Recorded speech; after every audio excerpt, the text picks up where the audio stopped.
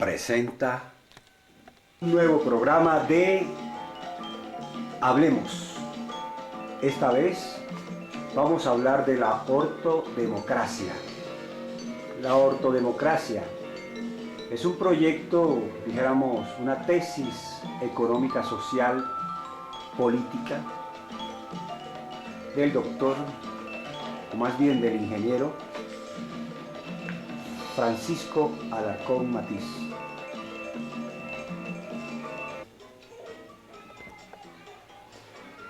Bien, y introduciéndonos ya en esta conversa con el ingeniero Alarcón, le damos la bienvenida. Ingeniero, muy buenas para usted y gracias por estar con nosotros. Estamos interesados en su obra y por lo tanto decidimos invitarlo para que nos contara qué es la ortodemocracia. Pero primeramente quisiéramos saber quién es Luis Francisco Alarcón Matiz. Es un ingeniero, es un abogado, sabemos que es un escritor, pues aquí está la muestra. Cuéntenos, profesor, ¿quién es Francisco Alarcón? Bueno, mira, Jorge, uno transcurre a través de la vida buscando caminos, y eso no es extraño en el caso mío, pues yo, como parte de una sociedad un poco pacata, como ha sido la nuestra, la bogotana, fui orientado por los padres a que estudiara ciertas cosas que ellos querían y no consultando, como hoy hacemos con los hijos, lo que ellos desean hacer en la vida.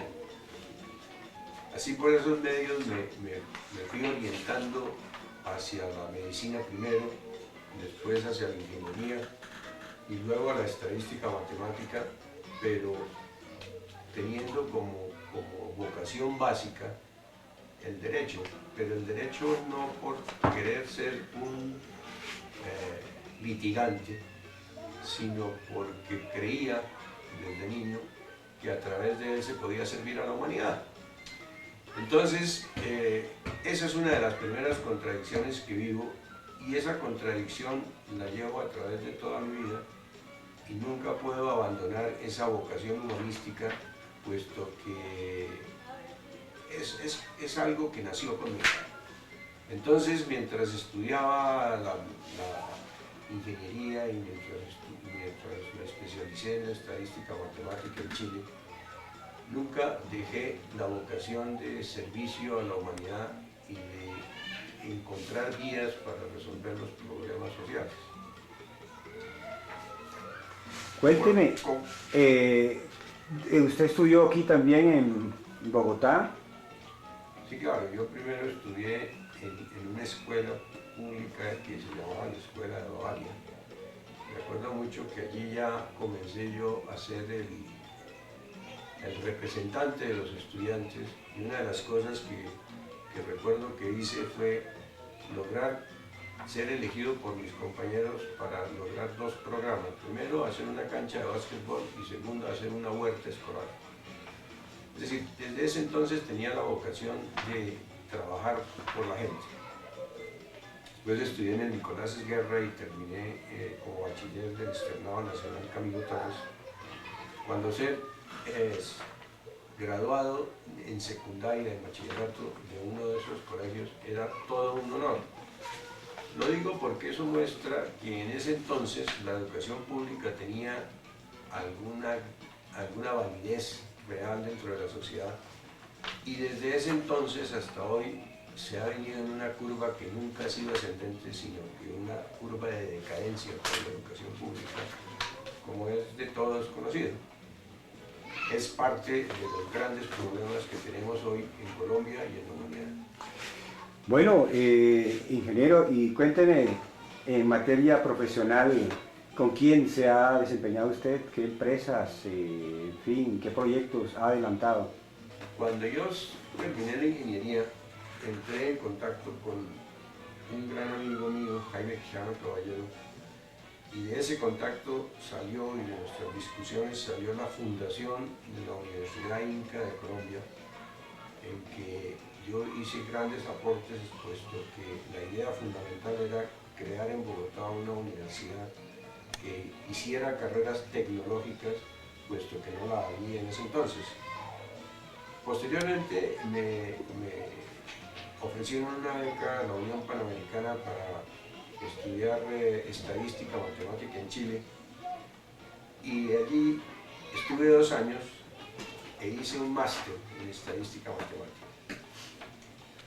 A la estadística le tengo que agradecer primero pues, que me sirvió para un desarrollo profesional, y segundo, que me permitió ver todos los campos en donde la estadística es inevitable, y por el análisis de las cifras me fue haciendo volver a mi tremenda vocación humanística, y me planteó la solución de los problemas tan graves que la estadística bien manejada muestra que tiene la humanidad. No obstante, para sobrevivir, como es lo que tiene que hacer todo hombre, sobrevivir, levantar una familia, crear un patrimonio, trabajé con empresas transnacionales. Inicialmente trabajé con Acerías Paz del Río en Colombia. Allí introduje las técnicas de investigación operacional que no eran conocidas en ese entonces, haciendo el primer problema de programación lineal de la producción de esa empresa.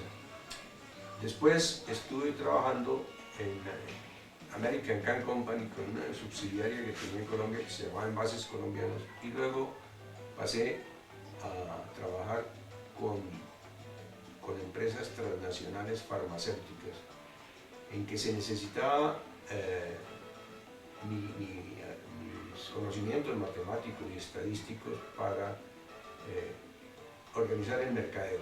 Ahí comencé, y después comencé con Merck Sharp & Dohme International, y luego continué con Formos McKesson, con Bristol Farmacéutica, con Cianamid de Colombia,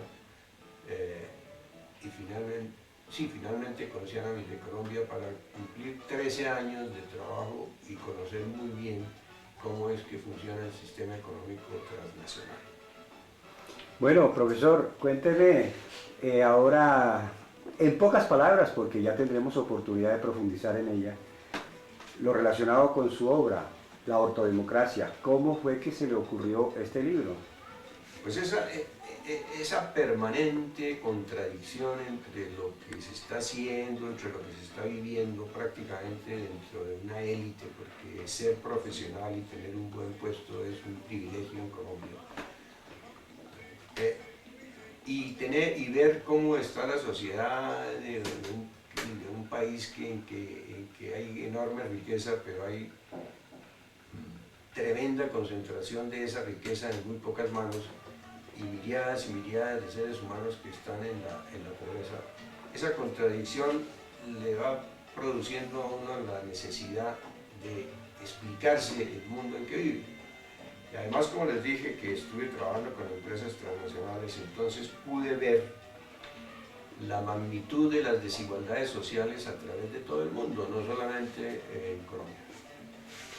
Esa visión que me dio el ejercicio profesional y la vida misma que yo estaba llevando, me fue incentivando, me fue moviendo la curiosidad hacia aclarar todo ese panorama, por qué la humanidad había llegado a ese punto que yo estaba viendo.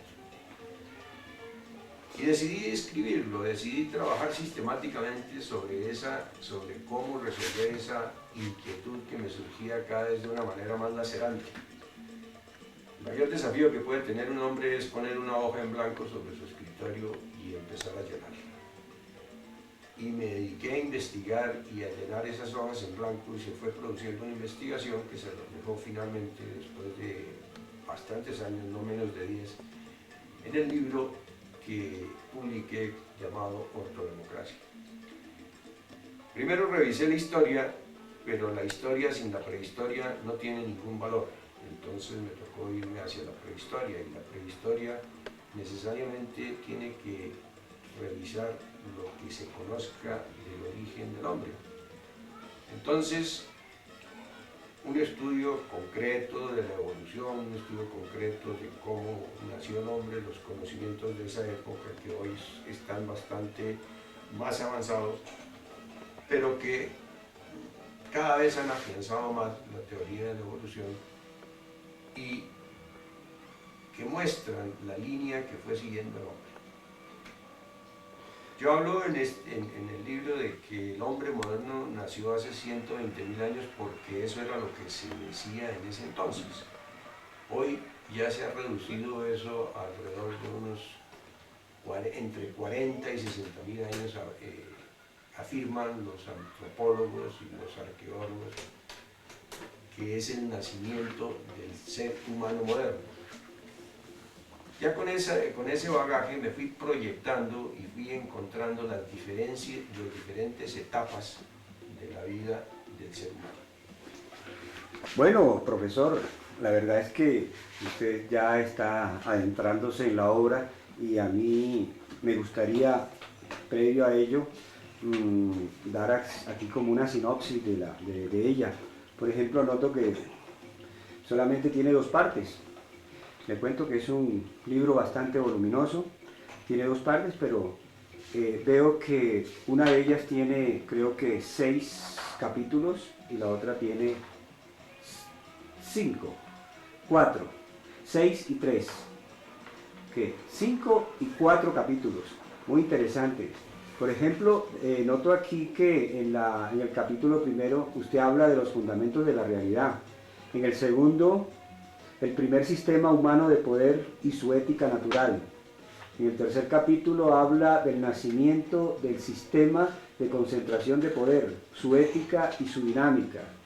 En el cuarto punto señala, dice, de las ciudades-estados a los grandes oligopolios y consorcios financieros, transnacionales y supranacionales de hoy.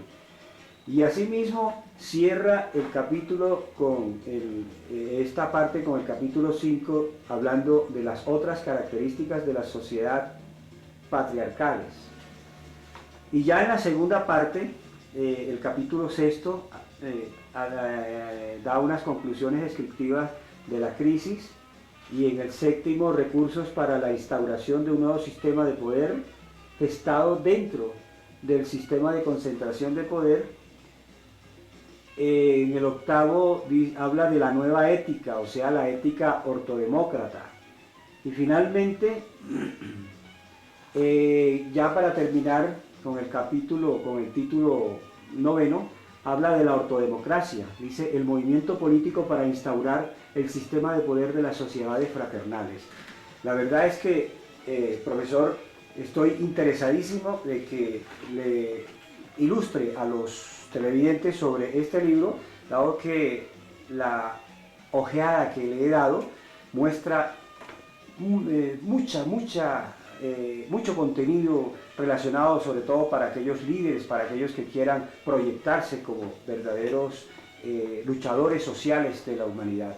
Pero como usted sabe que esta parte era introductoria, vamos a dejar la inquietud aquí a nuestros televidentes para invitarlos a la próxima, cuando estaremos ya desglosando estos puntos, y será usted obviamente quien nos colabore para conocer a profundidad este libro.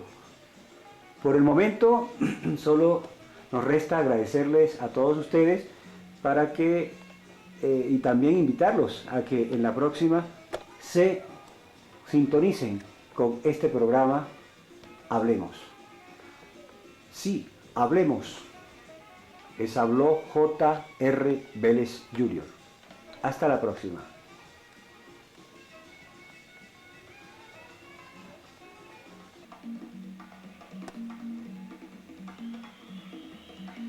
Damos comienzo a un programa más de la colección Hablemos. Conduce J.R. Vélez Jr. Bien, y nuevamente con el invitado especial, el profesor Luis Francisco Alarcón Matiz. Profesor, muy buenas. Gracias, Le agradecemos mucho su presencia y de paso queremos entrar en materia preguntándole respecto a su libro Los fundamentos de la realidad. ¿Cuáles son los fundamentos de la realidad? Bueno, mira, Jorge, como le dije en la sesión pasada, tiene uno que regresar a la prehistoria para entender lo que es la historia y lo que es el presente. La prehistoria comienza cuando comienza el universo. Entonces me tocó irme hasta allá. ¿Cuáles son los fundamentos de la realidad? Y llega uno al Big Bang y resulta que empieza a entender que la realidad es energía. La realidad es energía, eso es tremendamente importante. Y hoy la ciencia, con mucho mayor certeza y con mucho mayor firmeza que hace 6 años cuando estaba yo publicando el libro, afirma que la propiedad más determinante de la naturaleza es el azar. Esa es una afirmación muy fuerte, muy redonda, que le da una cimentación muy nueva a la vida del ser humano. Entonces, el azar funcionando ¿cómo? Funcionando dentro de la energía, que es lo único que se ha demostrado que existe y por un principio elemental que se enseña desde hace muchos años en la secundaria, cuando se estudia física. La ley de conservación de la energía nos dice que la energía ni se crea ni se destruye, solo se transforma. ¿Y cómo se transforma? Se transforma por medio del azar, es decir, sin una voluntad anterior, sin un proyecto anterior, sin un objetivo anterior, simplemente se transforma siguiendo dos líneas muy claras. Una línea es que cada vez hay una mayor complejidad, pero la mayor complejidad corresponde a los sucesos menos probables que pueden ocurrir. Y por otra parte, de una manera muy dialéctica, lo opuesto es que hay una tendencia a que todo se desorganiza. Eso es el principio de entropía, que es lo más probable. Entonces, dentro de a partir de ahí, se empieza a constituir el universo a través de la complejidad. Vienen los átomos, vienen las moléculas, vienen las estrellas, vienen las galaxias, todas las cosas que hoy observamos mejor, pero que no hemos acabado de entender. Porque si hace 20 años se afirmaba que no conocíamos más del 40% de la energía, hoy afirmamos que no conocemos más del 5% de la energía y el resto es energía oscura. Por ejemplo, no se entiende cuál es la fuerza que hace que las galaxias se estén desplazando de nosotros a velocidades absolutamente inimaginables, enormes. Por ejemplo, no se ha podido realizar el sueño de Albert Einstein de que hubiera una teoría unificada que explicara la realidad, porque la fuerza de gravedad no se ha podido conciliar con el estudio de las partículas que hace la mecánica cuántica. Esto como... ¿Cuáles son esos aportes metodológicos que usted habla de nuestra cosmovisión? Pues el hecho de mirar las cosas con este realismo científico, sin dogmática de ninguna naturaleza, sino entendiendo cómo funciona la realidad, nos permite ser mejores y nos permite entender mejor el universo y tratar de construir un mundo mejor. Porque si bien es cierto que yo hablé del origen del universo, del Big Bang y cosas de ese estilo, fue para ir encauzando el camino y llegar al hombre. Y cuando llegamos al hombre, entonces empezamos a ver ya con claridad cómo ha sido su evolución. Y en realidad la evolución del hombre es la evolución de su ética. El hombre es el único animal que tiene ética, es el único animal que inventa la ética. Entendiendo por ética aquella serie de principios y normas que regulan el poder del ser humano. Y bajo esa concepción, bajo ese invento genial del hombre, porque es posible que lo haga cuando se libera de los instintos en cierta medida y empieza a utilizar su autoconciencia, su inteligencia. Entonces es cuando es capaz de formular principios y normas que regulen su poder. Entonces, la historia, desde ese momento, lo que nos dice es cómo evoluciona la ética del poder, la ética del ser humano. Inicialmente tenemos las sociedades matriarcales que son completamente distintas a las sociedades actuales. Sociedades en donde la igualdad, donde la inclusión, donde la solidaridad, donde la cooperación son elementos fundamentales. Hasta cuando se empiezan a acumular excedentes económicos, lo que hace que empiece a delinearse un nuevo tipo de sociedad que acaba con las matriarcales y le da surgimiento a las patriarcales, después de que hace unos 9.000 años se descubre la agricultura y con 4.000 años de recorrido del descubrimiento de la agricultura y de acumulación de excedentes económicos, nacen las sociedades patriarcales que hasta hoy están manejando a la humanidad. Usted habla aquí de unos principios de organización, además del azar. ¿Usted no cree que también existen otros principios que no necesariamente son naturales, sino son ingenio del hombre que ha adquirido a través del tiempo? Lo que tú dices es de una gran importancia, pero asimismo nos revela un tremendo prejuicio del ser humano. El ser humano se ha creído que es distinto a lo natural, y eso no es cierto. Es un salto dialéctico el que lo lleva a tener autoconciencia, pero eso no quiere decir que deje de ser parte de la naturaleza. Quiero aclararle que no me refería al hombre, es decir, a lo que realiza el hombre como si fuera antinatural, sino que no es propiamente generado por la naturaleza, sino ya por su propio ingenio. Claro, eso es la autoconciencia y esa es la ética. El primer gran invento que hace el hombre es la ética. Y de ahí en adelante viene a contrariar la gran mayoría de las leyes naturales que observamos. Por ejemplo, usted no ve ningún animal, ninguna especie animal diferente al hombre, que también es un animal, que enyese una fractura. En cambio, el hombre descubre la forma de enyesar una fractura y entonces ya no deja abandonado al fracturado a su suerte, tendido en el camino, sino que lo lleva y lo protege hasta que se sana. Entonces ahí está desafiando la selección natural. Es precisamente, eso es uno de los tantos recursos que el hombre se manifiesta, y en esa forma era que yo le preguntaba si, además de los principios naturales como tal, sí existían algunos del hombre que habían sido incluidos como para lograr esa organización de que usted habla. De hecho, el hombre crea artificialmente cosas que la naturaleza no hace.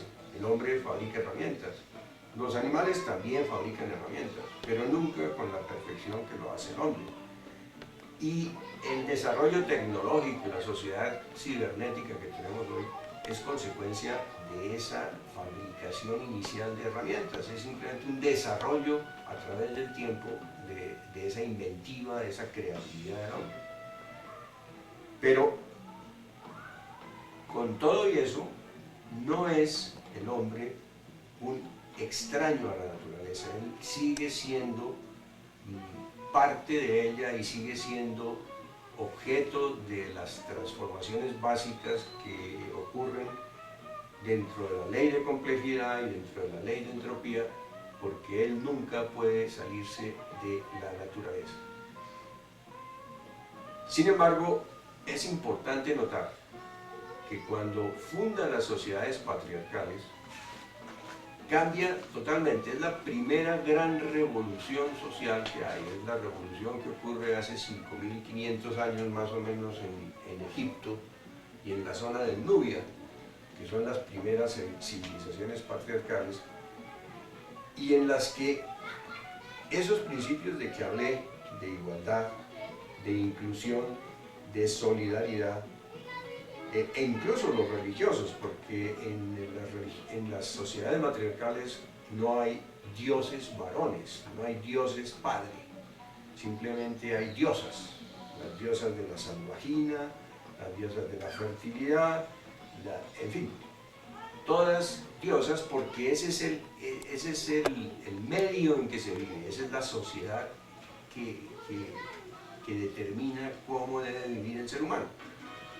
Pero la existencia de excedentes y el deseo del varón de sobresalir, de expresarse de una manera más fuerte, genera un nuevo tipo de sociedad, que son las sociedades patriarcales en las que vivimos hoy, que ya están empezando a destruir el medio ambiente, que ya están empezando a acabar con la tierra y que han generado las más grandes desigualdades sociales de que haya tenido noticia la humanidad.